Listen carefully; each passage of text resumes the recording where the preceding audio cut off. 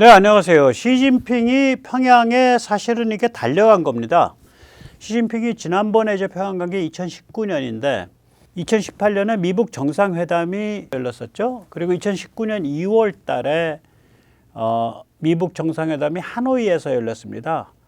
그리고 이제 그 결과를 듣고 북한을 따돌리려고 간 게 2019년 시진핑의 방북이었습니다. 그래서 이 시진핑의 방북은 항상 이 단돌이 하러 가는 거예요. 그런데 이제 이 글로벌리스트들이 요새 좀 정신이 실종돼 있습니다. 빅터 차, 조지타운대 교수죠.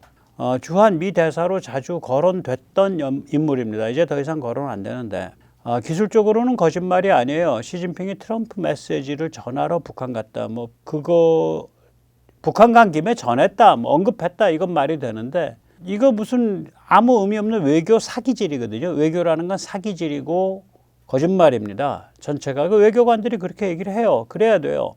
거기에 이제 특별한 의미를 부여한 거죠. 부풀린 거죠. 마치 대단한 것처럼. 외교라는 건 거짓말, 기만을 이거요. 이게 뺑기칠이거든요. 글로스라고 보통도 합니다. 그래서 이거 한번 직접 들어보세요. 좀 빅터 차 이게 거물인데 나름대로는 한번 직접 들어보십시오. 얼마나 망가져 있는지. On from Xi's meetings with Trump, where North Korea was a topic of conversation. And so I think Xi may be carrying a message from President Trump about President Trump's desire to meet with Kim at some point while he's in office. 예, 아마 시진핑이 그 메시지를 가지고 갔을 것이다. 전혀 중요하지 않죠. 트럼프가 베이징에서 그런 말 할 때, 야, 그건 너희 나와바리, 너희의 영향권 아래에 있는 네 괴뢰국까지만 내가 만날 수 있어? 하고 쓱 한번 툭 치고 지나간 건데, 그걸 메시지랍시고 가져갔을 리가 또 없고, 정색을 하고, 뭐 가서 언급은 할 수 있겠죠. 이런 것들을, 그러니까 이 사람들 좀 이상해요. 보면 그 정신 구조가, 아주 이상합니다.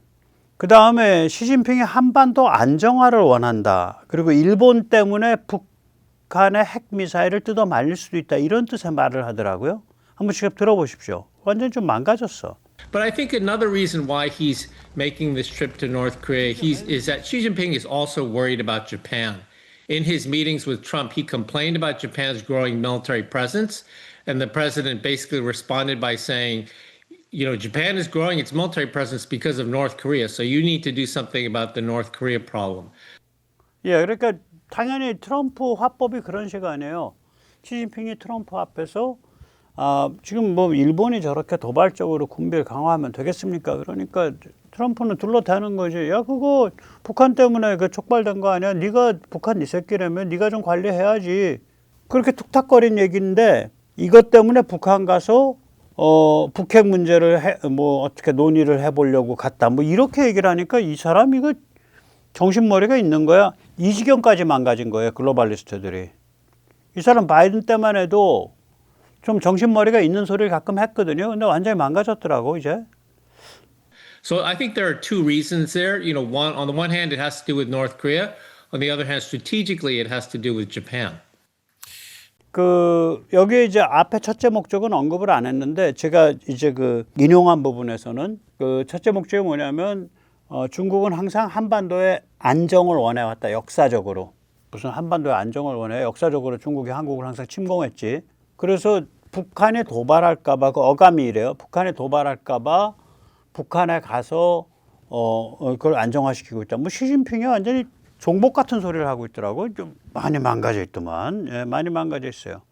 뭐 거기다가 이제 미국과 북한이 개방적 대화를 추구해야 되고 시진핑이 징검다리를 놓고 있다. 이런 뜻의 말을 해요. 한번 들어보시죠. I think it's certainly possible, but it's not going to happen unless there are meetings between the United States and North Korea, which have not taken place now for 6.5 years, going back also to the Biden administration and the first year of the Trump administration. So if this meeting between Xi and Kim is any way of trying to open a small window into dialogue with the United States, I think. 예, 그러니까 시진핑과 김정은의 만남에 의해서 미국 북한 대화를 위한 작은아마 어떤 그 창구가 기회가 열릴 것이다. 이거 뭐 시진핑 비서 같은 얘기야. I think that's important. We have not had international nuclear inspectors in North Korea now for almost 20 years, and their capabilities continue to grow and have only accelerated because of the war in Ukraine and the relationship with Russia. So this is a very big wound that is bleeding very heavily, and we need to stop the bleeding somehow before we can actually repair the wound. 예, 이게 이제 제가 조금 이따 다시 한번 말하지만 이 대한민국은 전 세계의 군사지정학적 핫스팟 중에서 가장 뜨거운 그 포인트입니다. 따라서 대한민국에서 담론을 하거나 정치를 하거나 이런 사람들 특히 그리고 일반 국민들도 이 땅의 군사지정학적 운명을 모르면 사실은 머리가 맹탕인 거예요. 이 땅은 군사지정학적으로 운명 지어져 있어요. 군사지정학적 핫스팟이라는 운명이 지어져 있다고요. 그리고 항상 군사지정학적 선택을 해야 되는데 그 선택이 지역적 혹은 글로벌 의미를 가지는 그런 땅입니다. 이 땅이. 지금 이게 횡설수설을 요약을 하자면 이거거든. 헛소리 첫 번째. 시진핑이 김정은을 만나고 싶다라는 트럼프 메시지를 전하러 북한에 갔다. 아니 밥 먹다가 언급은 할 수 있지. 야, 나 트럼프 만났는데 트럼프가 뭐 너 보자고 하던데. 뭐 그렇게 전할 수는 있지만 이게 주요한 어떤 아젠다가 아니거든. 주목할 만한.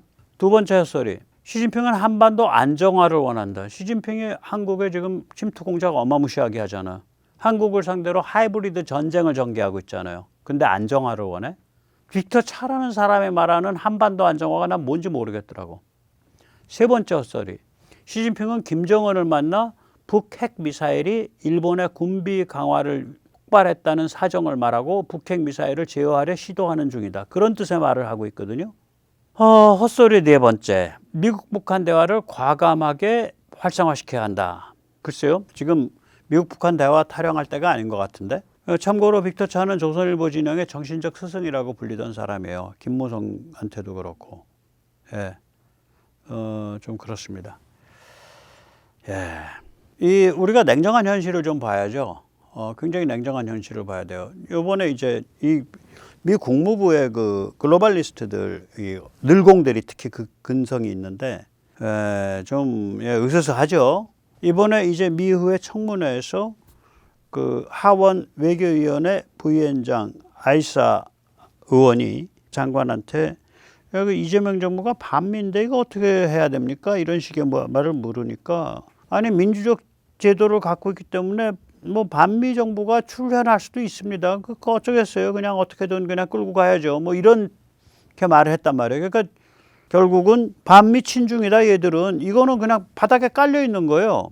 그렇게 나가니까 이제 그 한국의 대사를 지냈던 그 국무부 늘공 출신이죠. 필립 골드버그. 그 다음에 한국에서 대사를 지냈던 스티븐슨인가? 그 심은하라는 한국명을 사용하는 여대사. 이 두 양반이 나와가지고 이재명 정부가 반미예요? 반미예요? 라고 쉴드를 쳐주더라고. 나 그걸 보고 깜짝 놀랐어요. 그게 쉴드 칠 일이냐? 다 아는데 중국 공산당 당교와 더불당이 업무 협약을 갖고 있는 파트너십 관계고 중국 공산당 창당 100주년 기념 행사에서 더불당이 공산당 깃발과 나란히 더불당 깃발을 들었단 말이에요. 그리고 그 사람들 사고방식 뻔히 알잖아, 우리. 예. 뭐 미제국주의 뭐 이런 타령하고 그런 사람들인데. 그러면은 뭐 후기식 민지, 뭐 포스트 컬러니얼리즘 이런 소리 하는 사람들이잖아요. 좀 유식하면. 그게 후기식 민지라는 게 뭐냐면 제2차 세계대전 후에 미국이 사실상 세계 곳곳을 식민지로 이렇게 지배하고 있다. 이런 뜻이에요. 네. 그래서 이게 이제 이 국무부의 이 글로벌리스트 이 인맥이 좀 으스스해요. 왜 그런 식의 사고방식을 가졌는지 모르겠어. 그 뿌리가 깊거든요. FDR까지 올라갑니다. 1930년대. 지금 보면 이제, 그러나 우리는 이제 그 워낙에 글로벌 군사 지정학이라는 게 굉장히 우리를 깊게 규정하는 그거랑 그 과제랑 맞서야 되는 땅에서 사니까 좀 냉정한 현실을 볼 필요가 있죠. 이 사람들 뭐 북핵 미사일이 북한 거라는 식으로 얘기를 하는데 저는 그렇게 전혀 안 봐요. 보스턴에서 핵 탄도 미사일 무장국가가 등장했다고 보세요. 지금 중국이 미국과 맞겨룬다, 다이다이 한다라고 스스로 주장하는 데잖아. 그러면 평양에 핵무기가 등장했다라는 얘기는요. 미국으로 치면 워싱턴에서부터 600km 떨어진 보스턴이 독립하면서 핵무장했다라는 거랑 똑같아요. 미국 가만히 있을까요? 그럼 중국은 가만히 있었잖아. 왜 가만히 있냐 이거지. 거리를 생각을 해봐라. 신뢰할 수 없는 신정 전체주의, 또라이 신정 전체주의 체제가 핵무장을 했는데 그 핵무장한 애들이 우리의 심장부에서 불과 600km 떨어져 있어. 그 수도가. 핵미사일은 그보다 가까워 500km 뭐 이렇게밖에 안 떨어져 있어. 이걸 어떻게 참냐는 거야. 참다는 건 뭐예요? 자기들이 제어할 수 있다라고 생각하니까 참는 거고 자기들한테 이롭다고 생각하니까 참는 거예요. 그죠? 그래서 이거는 중국에 의한 중국을 위한 중국의 핵미사일이다. 원래 출발점은. 네, 그 얘기고요. 또 다른 예로 원자력 잠수함 얘기할게요. 지금 중국에서 떠다니고 있는 원자력 잠수함의 100%는 훌루다오에서 건조됐습니다. 양자강 쪽에서 건조하다가 바다에 깔아앉아 버렸잖아. 양자강 쪽에서는 한 번도 건조가 제대로 된 적이 없어요. 그러면 신의주에서 훌루다오는 불과 300km예요. 이 얘기는 무슨 얘기냐? 미국이 원잠을 어디서 건조하냐면 주로 그로턴이라는 데서 건조합니다. 커네티컷에. 그게 이제 뉴헤븐, 예일대학교에 있는 뉴헤븐에서 조금 더 북쪽으로 올라간 데 있어요. 그로턴에서 하는데 그로턴과 필라델피아가 불과 300km밖에 안 돼요. 그러면 이게 뭐냐면 그로톤 원자력 잠수함 건조 기지의 입장에서 보면 필라델피아에 탄도미사일 들어온 거야. 전혀 제어가 안 되는 이상한 또라이들의. 이것 미국이 참을 수 있냐고. 중국이 이걸 가만둔다는 얘기는 뭐예요? 자기들의 훌루다오가 완전히 지금 노출이 돼 있는데 북한의 탄도미사일과 핵에 중국이 이걸 참는다. 이건 뜻이 뭐겠어요? 결국 중국에 의한 중국을 위한 중국의 것이라고 중국이 생각하고 자기들이 컨트롤할 수 있다고 생각했고 자기들이 본품이나 기타 등등을 지원했기 때문에 참는 거죠. 그렇죠? 그러면 지금 빅터차가 뭐 마치 북한의 핵미사일은 별도고 중국이 시진핑이 뜯어 말리려고 하는 것 같고 뭐 이런 식의 얘기는 다 구라잖아. 다 착각이잖아. 다 헛소리 아니에요. 다 개소리 아니야. 예, 여기서 조금 세뇌 탈출 안내 말씀 좀 드리겠습니다. 네, 좋아요, 알림, 구독은 머스트고요. 회원가입 좀 해주시고 또 자율구독력도 좀 여유가 있으신 분은 좀 부탁드립니다. 예, 감사합니다.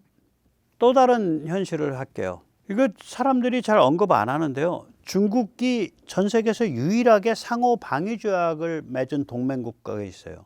그게 북한이에요. 북한 외에는 상호 방위 조약을 맺은 적이 없어요. 중국이. 파키스탄과도 안 맺었고 아무 데랑도 안 맺었어요. 상호 방위 조약은. 1961년에 맺은 조중 동맹 조약에 제2조 이렇게 되어 있습니다. 이때 이제 조약을 체약이라 그러거든. 그러니까 조약 쌍방은 중 어느 일방에 대한 어떠한 국가로부터의 침략이라도 이를 방지하기 위하여 모든 조치를 공동으로 취할 의무를 지닌다. 조약 일방이 어떠한 한 개의 국가 또는 몇 개의 국가들의 연합으로부터 무력 침공을 당함으로써 전쟁 상태에 처하게 되는 경우에 조약 상대방은 모든 힘을 다하여 지체 없이 군사적 및 기타 원조를 제공한다. 이런 종류의 굉장히 강도가 높은 제대로 된 상호 방위 조약을 중국이 맺고 있는 파트너는 북한 하나밖에 없습니다. 그러니까 북한이 중국한테 어떤 의미를 가진지를 우리가 정확히 알고 있어야 돼요. 그러니까 저런 소리는 다 개소리지. 예, 다 개소리예요. 또 냉정한 현실은 뭐냐면요. 우리가 지금 이란 전쟁과 제일도련의 연합 AI 킬웹, Combined AI 킬웹을 바라보는 중국 공산당이 어떤 심정을 가지고 있을까? 이걸 우리가 상상을 해봐야 돼요. AI 킬웹이 뭔지는 제가 어저께도 말씀드렸고 이 그림은 제가 한 10번쯤 보여드렸을 거예요. 근데 이제 이게 연합으로 돌아가거든요. 제일도련에. 그러니까 최소한 6개국이 엮입니다. 미국, 한국, 일본, 대만, 필리핀, 호주. 여기에 모든 센서, 그게 레이더든 위성이든 혹은 잠수함, 소나든 이게 다 AI 브레인에 공유가 되고 또 육해공의 모든 무기들이 AI 브레인에 또 공유가 돼서 센서와 무기를 연결시켜 가지고 식별해서 AI가 이거 때리세요라고 추천을 해줘요. 그게 요번에 2026 필리핀의 발리카탄 훈련에서 요번에 테스트된 거예요. 이게 왜 이렇게 할 수 있냐면 미국이 이거 하겠다고 브런슨이 얘기했잖아. 이걸 왜 할 수 있냐면 이 미국의 AI 킬 웹이 우크라이나에서 4년, 중동에서 지난 3년 동안 단련됐어요. 합계 7년 동안. 그래서 성숙했다고요. 그러니까 이거를 제일도련의 연합군, 그러니까 다국적 연합군 AI 킬 웹으로 지금 구축이 시작된 거고 이게 한 글쎄요, 2030년경 이착저착 되면 어느 정도 돌아갈 겁니다. 자, 중국이 이걸 보고 있을 때 비참한 신세라는 걸 느낄 거예요. 야, 우리가 종이호랑이구나. 거사를 일으켰다간, 그러니까 대만이나 남중국해에서 거사를 일으켰다가는 하이난에서 다이랭까지 메가정고, 메가시어터가 벌어지면서 완전히 폭망하겠구나. 이 계산하죠, 당연히. 그러면 그 결과는 뭐냐? 우리는 제1도련이라고 불리는 미국이 만든 쇠창살을 벗어날 길이 없구나. 제1도련. 한국, 일본, 그 다음에 오키나와 열도, 대만, 필리핀 이렇게 이어지는 요 선이죠. 이거로 빠져나올 수 있는 통로는 둘밖에 없어요. 미야코 해협을 돌파하든지 여기 그림에 있는 오키나와의 한중간에 있습니다. 오키나와 열도에, 류쿠 열도의 한중간. 아니면 바시 채널을 돌파해야 됩니다. 그건 대만과 루선섬 사이입니다. 이거 결국 돌파 못한다고요. 갇히는 거예요. 그러면서 이 제1도련 연합군 AI 킬 웹에 의해서 저 불구죽 주각에 칠해놓은 5개가 지옥도로 바뀌어요. 그러니까 킬존으로 바뀐다고요. 그러니까 서해, 그 다음에 강정, 사세보, 부산을 연결하는 트라이앵글, 그 다음에 오키나와의 서북쪽 혹은 서쪽에 있는 동중국해, 오키나와 열도의 서북쪽, 그 다음에 대만 해협, 그 다음에 남중국해, 여기가 이제 중국이 박살이 나는 킬존이 되고 당연히 해안 지역도 박살나고요. 이런 구조로 지금 가고 있다고요. 또 이제 네 번째 냉정한 현실은 뭐냐면 이게 이 사정을 평양이 간파하거든. 평양은요, 북한은 가장 영악하고 가장 지능적인 글로벌 군사지정학 개코예요. 일단 걔들의 건국 과정부터 그렇잖아. 김일성이가 소련군 88 국제여단의 대좌인데 동북항일연군 하다가 소련으로 튀었거든. 1940년대 초에. 그럼 동북항일연군 출신 중에 소련으로 튀어서 살아남은 사람이 많을 텐데 없어요. 거의 안 받아줬어요. 야, 김일성이 무슨 수단으로 소련으로 튀어서 살아났대? 뻔하지. 동북항일연군이 그게 코민터른이 지도한 겁니다. 우리는 그런 얘기 하고 독립운동 아니에요. 소련의 국제공산주의 지도부가 코민터른이 만든 거예요. 그건 영어 학술절에 무지하게 많이 나와요. 안 믿어지시면요, 니주아, 니가 노스이스턴, NE, 주아, 노스이스턴 엔타이, NEA, 엔타이 자판, 유나이티드 아미, 니주아, 그래놓고 코민테른이라고 영어로 COMMITERN, 코민테른이라고 쳐가지고 검색을 해보세요. 자료 엄청 나옵니다. 소련 자료부터 나와요. 소련 자료를 인용한 자료부터. 그러니까 소련을 폄훼하려고 바깥에서 날조한 자료가 아니라 소련의 그 옛날에 한때 소련 아카이브가 다 공개됐었잖아요. 거기서 줄줄이 나온 거예요. 소련은 왜 이걸 했냐? 1930년대 초반에 소련의 가장 큰 골치 아픈 건 뭐였냐면 지금 일제가 전쟁을 벌인다 그러는데 국민들한테는 만주에서 북쪽으로 치고 올라가서 저 빨갱이 소련을 때려잡자라고 지금 주장을 하고 있다 이거예요. 일제 그랬거든요. 반공, 마치 나치 독일이 반공을 내세우고 했던 것처럼 반공을 내세우고 국민들한테 저러고 있는데 야, 쟤들 진짜 좀 우리 쳐들어오면 어떡해? 그래가지고 소련이 일제의 경고 사격을 하려고 만주에서 동북항일연군을 지원을 해준 거예요. 지도를 하고. 그런데 1937년도에 일제는 소련을 향해서 쳐들어간 게 아니라 중국을 정복하라고 쳐들어갔잖아. 그러니까 소련은 이제 근심 걱정이 내려놨지. 그래서 두 가지 조치를 취합니다. 우선 첫째, 이 만주에서 자꾸 일제랑 소련이랑 싸우려고 이게 불시에다가 불을 지르는 나쁜 놈들이 있어. 그 나쁜 놈들이 다 어디 몰려서 하나 보니까 연해주야, 블라디보스토크 원절이야. 요것들의 핏줄을 보니까 다 조선 놈들이야. 오케이, 요것들 다 없애버려. 먼저 배우고 잘 떠드는 놈들 딱 불러. 그래가지고 2,000명인가 3,000명을 총살해요, 바로. 그리고 그때 뭐 몇십만 명이죠. 몇십만 명을 그냥 열차에다가 그냥 콩나물 씻듯이 그냥 차곡차곡 쟁여서 그게 무슨 이주야. 강제 추방이지. 쟁여가지고 찬바람 도는 중앙아시아 벌판에 뿌린 거예요. 그래서 동네에서 아주 악질만 나면 그냥 고립된 채로 맞아 죽고 굶어 죽었고요. 좀 중간 학절 만나면 몸 팔아서 아마 살아가셨을 거고 좋은 사람들 만났으면은 도움 받아가지고 살았어요. 그래서 그 한 3분의 1쯤에 그해 겨울에 돌아가셨다고 그분들이. 그게 소련이 일제해준 첫 번째 선물이에요. 그 다음에 소련이 일제해준 두 번째 선물이 뭐냐면은 동북항일연군을 해체했다고요. 그동안 동북항일연군에 지원했던 정보, 돈, 인적 자원 이거 다 끊어버렸다고. 뿐만이 아니죠. 빨리 목 졸라 죽여야 될 거 아니야. 그러니까 동북항일연군 안에 소련 간첩들이 심어져 있거든. 소련 인맥들이. 얘들을 통해서 정보를 빼갖고 그걸 일제한테 제공한 거예요. 그런 작업을 한 거예요. 제가 짐작하면 김일성이가. 그래 살아났지. 그러니까 소련으로 넘어가서 88 국제여단 대위회까지 하고 거기서 애도 낳고 결혼도 나고 하지. 결혼도 하게 했지. 그럼 또 김일성이 또 왜 거기까지 어떻게 갔어? 아, 중국 공산당에 입당했잖아요. 왜냐면 소련이 조선공산당을 인정을 안 해. 왜냐? 일제를 비율을 상하게 할까 봐. 일당 일국 체제라 그래서 조선은 일제의 한 부분이야. 그러니까 일본 공산당에 입당해. 아, 그게 싫어? 그러면 중국 땅으로 와서 중국 공산당에 입당해. 그래서 다 중국 공산당에 입당한 거예요. 그러니까 김일성은 중국 공산당원이었지 조선 공산당원이었던 적이 없어요. 그런데 이게 우리가 이제 그 만주의 교포들이 그 연해주 교포와 함께 전 세계에서 볼셰비즘을 제일 먼저 받아들인 집단 중에 하나예요. 왜 그러냐면 1917년 소련 혁명이 터졌을 때 소련 내전이 벌어지잖아요. 그래가지고 반공 세력이 시베리아로 온다고요. 그걸 백분이라 그러죠. 화이트 아미가 저기로 와요. 만주로 온다고. 그래가지고 거기서 일제랑 손을 잡고 일제가 시베리아 개입 국제군의 주축이거든. 8만 명이니까 육군으로는 규모가 제일 커요. 전체가 10만 명밖에 안 되는데 이렇게 일제랑 손을 잡고 거기서 적군이랑 싸운다고. 그럼 우리 교포의 입장에서는 일제는 나쁜 놈이야. 나쁜 놈과 싸우는 빨갱이 적군은 좋은 편이지. 그러니까 열렬한 공산주의 볼셰비키 동조자가 돼요. 그걸 그렇게 경계를 하고 그렇게 가지 말으라고 한 게 우남 이승만이에요. 그 죽음의 길이다.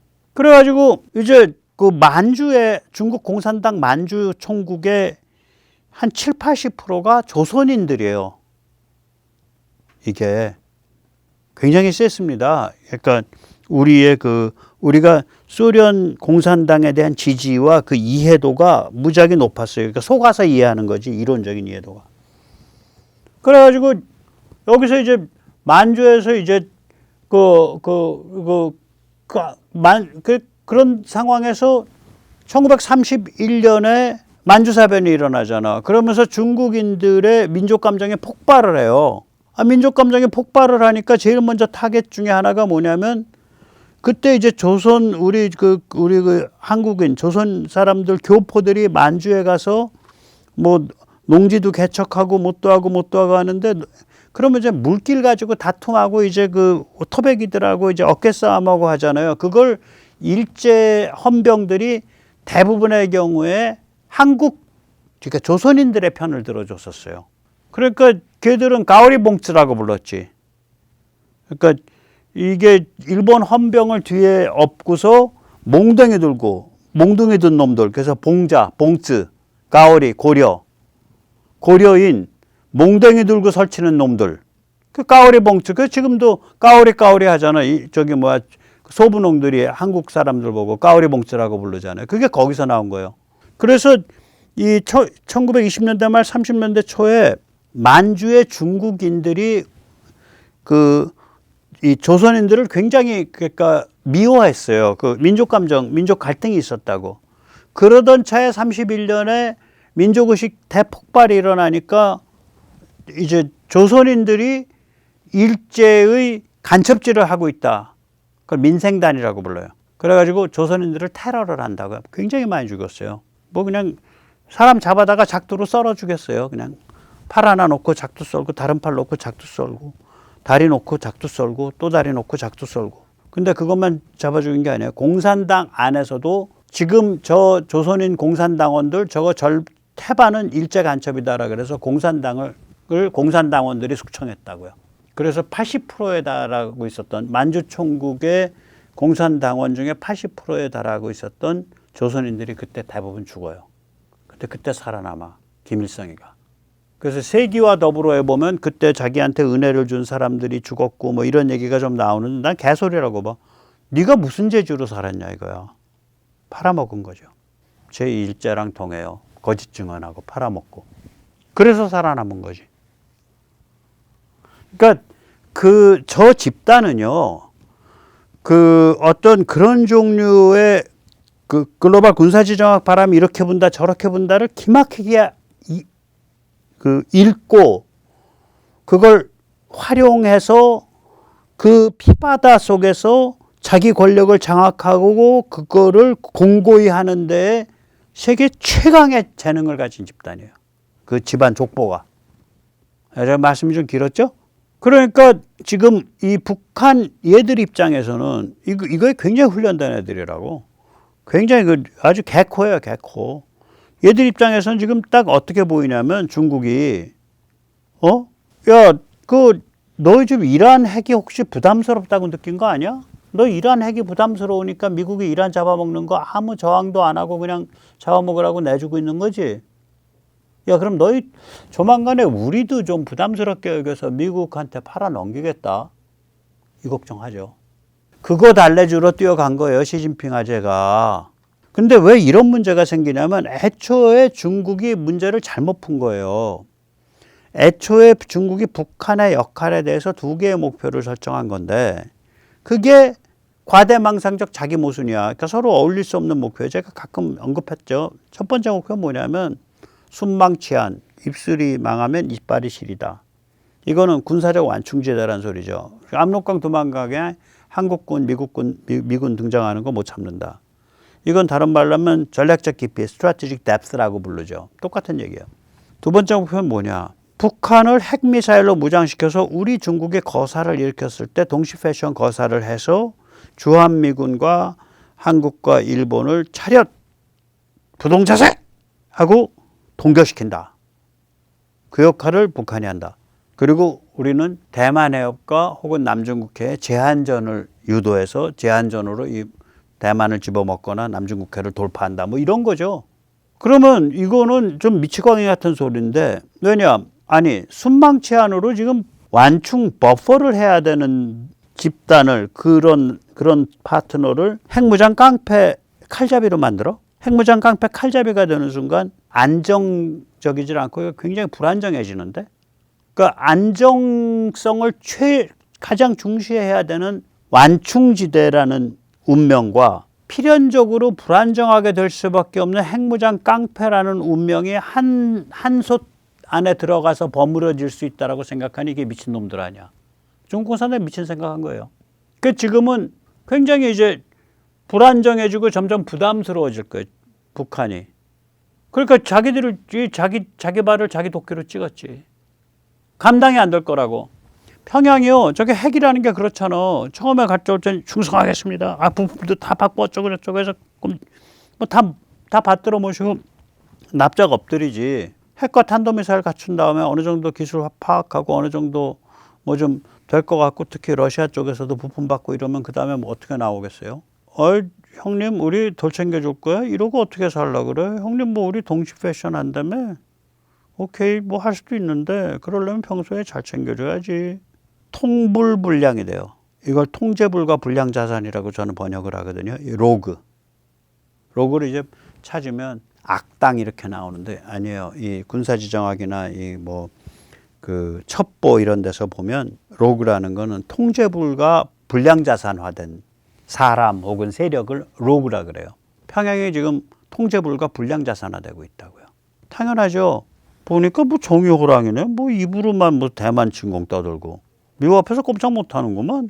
이란도 팔아넘긴 것 같은데. 안 그랬으면 저 이란을 물린 게 4천억 달러인데 세계에서 가장 가스와 석유가 많고 정말 중동의 꽃 중에 꽃이라고 할 수 있는 그런 핵심 맹방인데 꼼짝도 못하고 어떻게 미국에 저렇게 내줘? 저거 완전히 허방다리네. 이 생각을 하죠. 그 다음에 두 번째 생각 뭐가 되겠어요? 야, 잘하면 우리도 여차하면 팔아넘기겠다 쟤들이. 이 생각하죠. 당연하죠. 지금 그렇게 굉장히 급박해지고 있어요. 이 제일들은 특히 한반도 근처가. 굉장히 불안정해지고 있는 거예요. 이 북한의 통불 불량 경향은요. 2023년 10월 7일 하마스 테러 이후부터 두드러지게 나타나요. 2023년 12월에 첫 언급을 합니다. 무슨 언급을 하냐. 우리는 통일할 생각 없다. 남북은 지독하게 적대적인 두 개의 국가일 뿐이다. 할배의 통일 드립은 이제 잊어야 한다. 이런 얘기야. 그러고 나서 한 달 있다가 공식 선언을 하면서 초대형 통일 상징물을 폭파시켜버려요. 저거 그 통일의 아치라고 불리는 거. 조선 통일 3대 헌장 기념탑입니다. 저걸 폭파시켜버려요. 2024년 1월에. 그리고 올해 5월에 지난달에 헌법을 수정하는데 그 헌법에 북한 영토를 대한민국의 이북이다라고 명시를 해요. 그러니까 대한민국과 다른 나라다 이거지. 그러니까 지독하게 적대적인 두 개의 나라지만 독립된 나라다. 걔들 그렇게 요새 얘기하거든요. 그 개정된 헌법 2조를 보면 이렇습니다. 조선민주주의인민공화국의 영역은 북쪽으로 중화인민공화국과 러시아 연방, 남쪽으로 대한민국과 접하고 있는 영토와 그에 기초하여 설정된 영해 및 영공을 포함한다. 다섯 번째 냉정한 현실을 보자고요.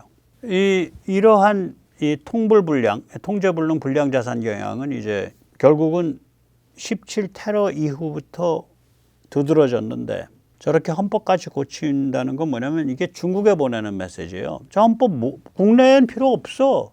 아무도 신경 안 써. 저 헌법 어떻게 돼 있는지 실제적으로는. 아무도 신경 안 써요. 뭐 한국, 쟤들이 무슨 한국 눈치 봐. 저거 중국에 보내는 메시지예요. 뭐냐면 동심 패션 비용 올라시오. 대접 제대로 하지 않으면 생각 없이요. 이 소리예요. 그러니까 이제부터 남조선은 베이징이 다뤄라 이거야. 물론 얘들 저기 옛날 통전부 이름만 바꿔 달았죠. 외무부 10국인가로. 뭐 그래서 언제든지 회색 전쟁을 계속 할 수 있는 그 칸전망도 관리해야 될 거고 그건 하는데 최저화돼 있어요. 지금 최소화돼 있다고 그 활동 내용이. 중국 니들이 다뤄 형님이. 아이 우리 서로 엮이는 거 싫어. 서로 삑소리나. 그 다음에 그리고 이제 말하자면 슬리핑 셀로 많이 만들었을 거예요. 그러니까 그걸 이제 첩보 쪽에서는 슬리핑 셀이라 그러거든요. 그러니까 잠자는 세포, 동면 상태의 세포들로 모드 전환을 해놨을 거예요 요새. 그런데 이제 그러면서 이제 중국한테 얘기지. 그런데 따꺼는 대만 통일 전쟁 할 생각이 있습니까? 야, 너 대만 통일 전쟁 하긴 할 거냐? 없으면 뜻이 없다고 하시라요. 내래 헷갈리지 않습니까? 이거지. 대만 통일 전쟁 있다고 자꾸 떠버리면서 우리 보고 그런 일이 벌어지면 핵으로 핵미사일 들고 나와가지고 동시 패션 위협을 하든지 쏘든지 하라라고 하는데 과연 너 대만 통일전쟁 할 것 같지 않은데? 야, 그럼 우리가 왜 우리 헌법에 통일을 표방하냐? 우리 또 통일 안 해? 우리는 깔끔하잖아. 통일 안 한다고 우린 표방해. 야, 너도 헌법에 한번 박아봐 임마. 이 메시지 보내고 있는 거야 지금 이거. 베이징에 보낸 메시지라고 저는 해석해요. 형님들 헌법 한번 고쳐보시라요. 이 메시지예요.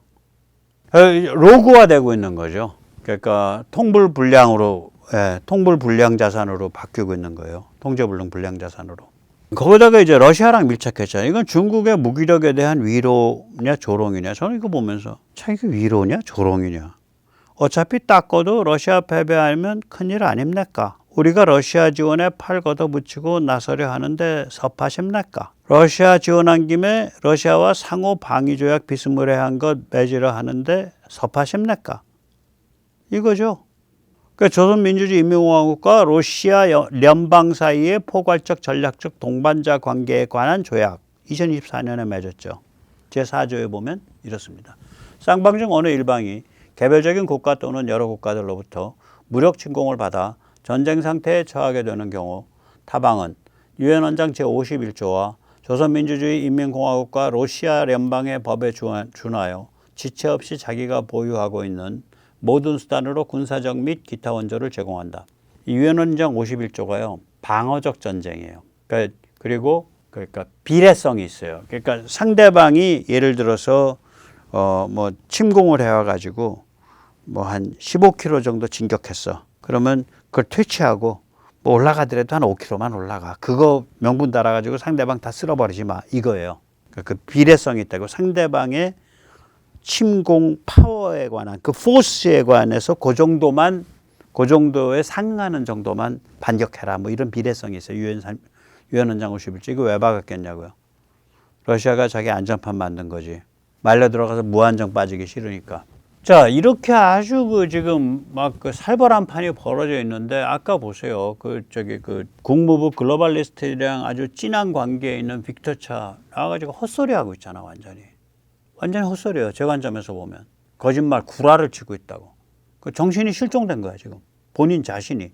표정도 좀 이상해. 자, 이렇게 지금 살벌한 판에서 미국 고민이 두 가지가 있습니다. 지금 제1도련을 강화하고 중국을 군사적으로 억제 제압하기가 무지하게 중요해져 있다고요. 근데 이거 하려면 대한민국이야. 북한은 중국 유일의 상호방위조약 파트너고, 대한민국은 미국 유일의 연합군 체제의 상호방위조약 파트너예요. 미국이요. 연합군을 유지하고 있는 데가 여기 한 군데밖에 없습니다. 나토도 연합군 체제 아닙니다. 컨바인드 포시스 아니에요, 나토. 특히 양자간 아니에요.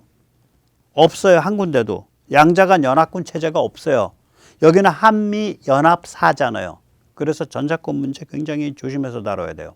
그리고 이 미국을 많이 풀어놔줘야 돼요. 전략적 유연성을. 워낙 넓게 움직이니까, 미국이.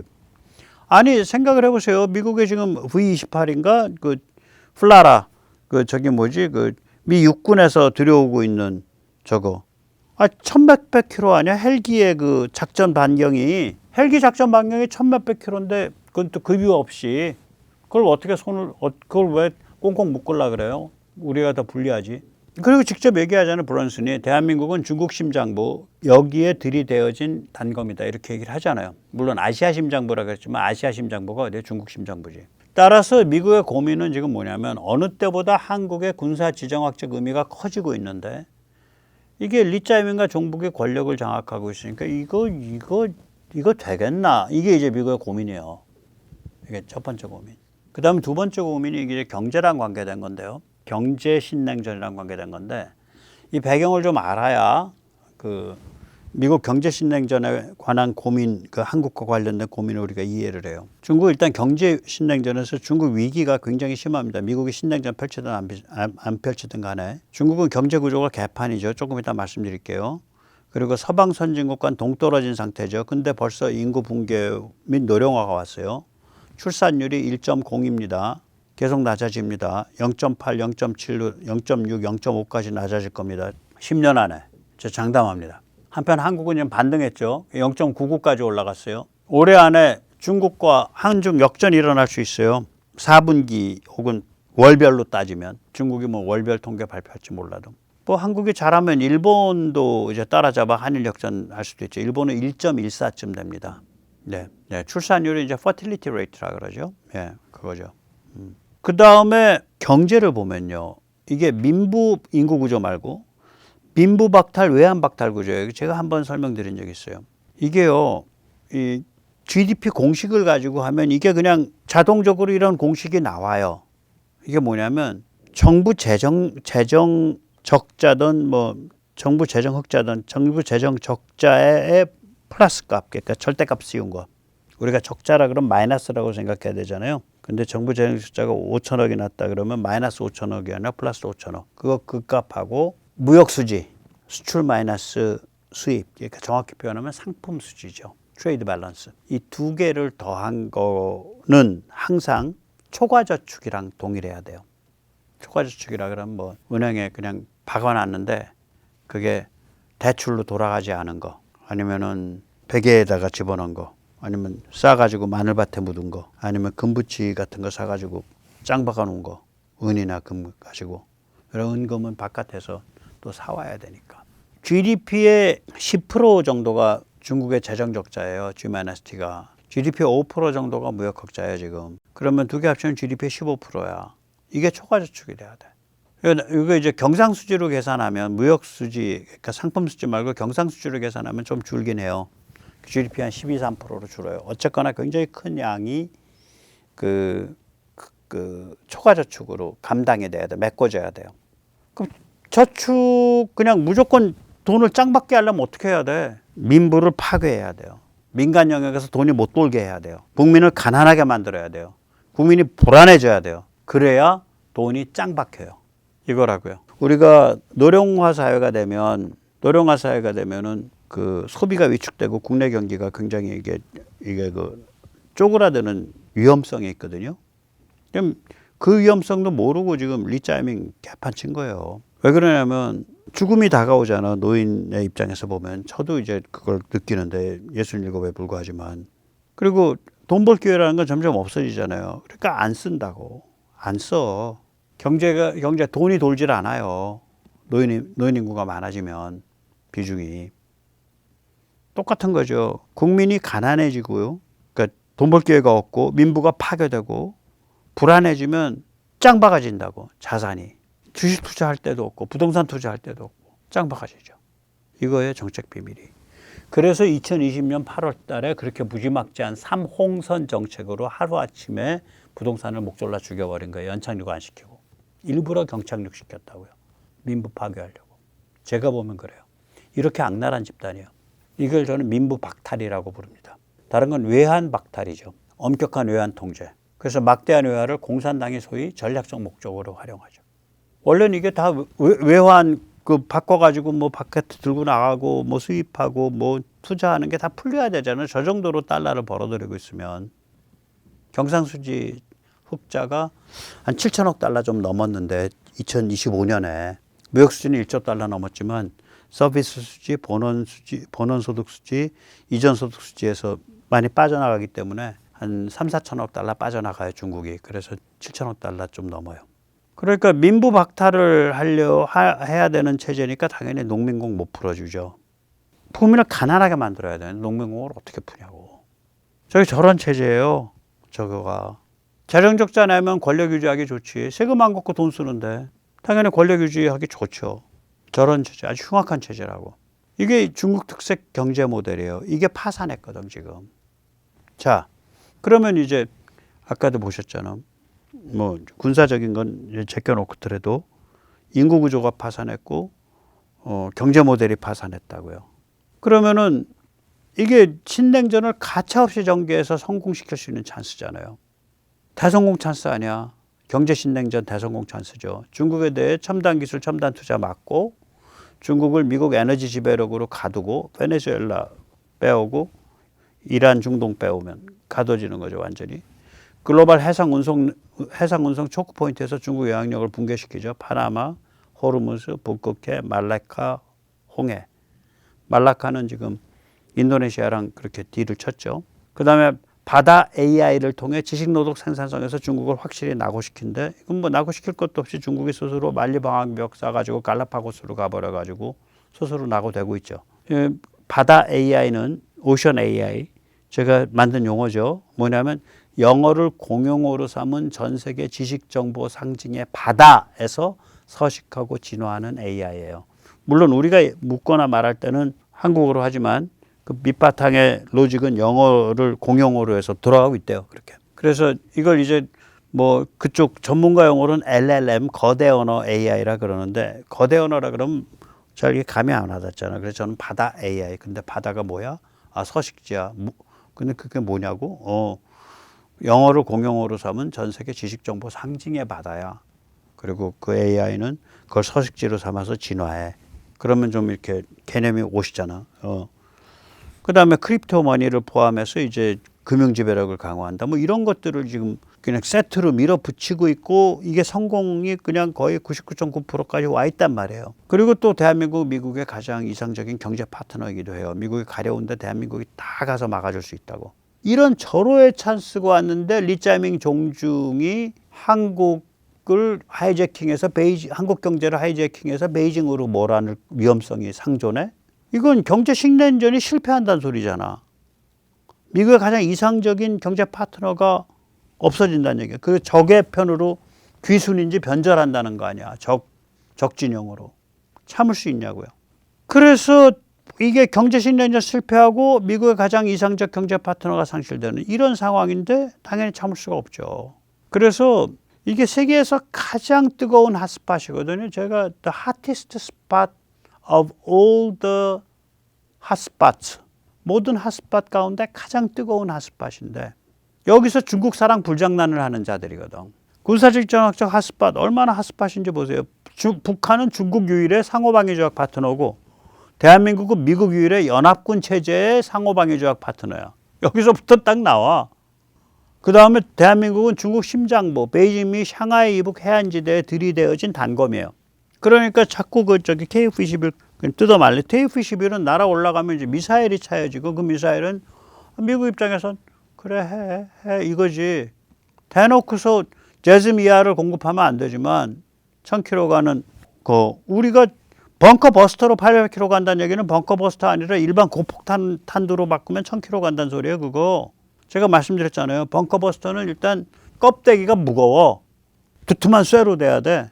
일반 고폭탄 미사일은 껍데기가 탄소 파이버예요. 카본 파이버예요. 가벼워요. 벙커 버스터는 탄두가 앞에 복잡해 구조가. 그럼 뚫고 내려갈 때 앞에 그 신관이 퓨즈가 충격을 견뎌가면서 잘 계산해야 되잖아요. 이게 크고 복잡해요. 그럼 이게 무겁고 앞에 공간을 많이 차지하니까 당연히 연료량은 줄어들고 사거리가 줄어들죠. 근데 걔가 800km가 오케이 그럼 고폭탄으로 바꿔. 그럼 1000km 넘어가요, 걔. 미국이 전 세계 잘 안 파는 제즈미알이라고. 미국 거기다가 앞에 그거 바꾸면은 레즈미알 돼요. 앞에 C커 바꾸면 배 때리는 거. 미국 거의 안 팔아요, 그거. 그걸 막 자기들이 만든 전투기로 갖고 날아 올라가니까 중국은 기겁하죠. 그러니까 그거 뒷다리 잡으려고 지금 리짜이밍과 더블당이 그냥 아주 광분을 떨고 있잖아요. KF-21. 광분 떨고 있잖아. 그 다음에 경제지정학을 보자고요. 그런 경제지정학이라는 단어가 있습니다. 지오 이코노믹스라는 단어가 있어요. 대한민국의 첨단 기술, 첨단 제조업을 하이제킹해서 베이징으로 날아가면 어떻게 되냐고. 그러면 경제신냉전 체제 가두는 게 구멍숭숭 뚫려서 망하는 거잖아. 두 번째로 대한민국 경제가 지금까지는 미국의 가장 이상적인 파트너로 성장할 가능성이 있는데 그게 그냥 덜렁 그 파워를 갖고 중국 쪽에 가서 붙으면은 그 대한민국 경제는 그러면 미국 입장에서 나는 누구랑 파트너 해야 돼? 나 가려운 데는 누가 긁어주냐? 배 건조도 좀 맡겨야 되겠고 뭐 가스터빈도 좀 만들게 해야 되겠고 SMR도 만들게 해야 되겠고 칩도 좀 해야 되는데 그거 다 누가 해줘? 미국 그렇게 되죠. 이렇게 뒷골 당기는 상황이라니까요. 미국 입장에서는 지금. 그래서 죽으려고 환장한 자들이에요. 제가 보기에는. 세계에서 지금 이게 원래 뜨거운 핫스팟인데 대한민국이 이 미중 신냉전이 진행이 되면서 엄청 뜨거워지고 있거든요. 이 핫스팟의 그 기본 틀이 굉장히 이게 레벨이 올라가고 있다고요. 지금 그 민감도의 레벨이. 근데 거기서 중국 사랑 불장난을 해왔으니 저게 별로 온전할 것 같지 않은데요. 제가 보기엔. 예. 오늘 여기까지 모시겠습니다. 감사합니다.